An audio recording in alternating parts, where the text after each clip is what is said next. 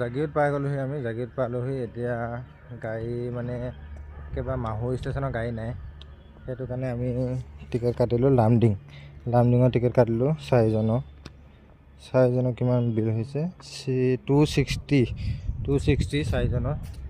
এতিয়া 11টা বাজি গ'লে 12টাত ট্ৰেইন আছে, গোটেইকেইজনে উঠি পেলাই যাব লাগিব লামডিঙৰ পৰা আকৌ মাহুৰ ষ্টেচন টিকেট কাটিব লাগিব। মাহুৰ ষ্টেচনত টিকেট কাটি পেলাই যাব লাগিব, কাৰণ গাড়ী নাই। গুৱাহাটী গাড়ী সুধিছিলোঁ, গুৱাহাটী গাড়ী 2টা না কিমানত আছে।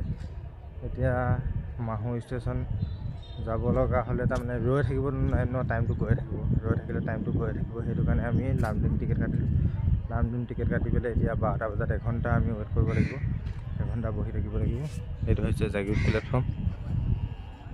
এখন মালগাড়ী ৰখি আছে। তো টিকেটটো ফাইনেল টিকেট পাই গ'লোঁ। 4জন টিকেট কাটিলোঁ। 4জনৰ মানুহ যেতিয়া কম মানুহ, আৰু ট্ৰেইনটো আমি ইমান চাই অহা নাই ঘৰতে, কম মানে এতিয়া কি ক'ম আৰু।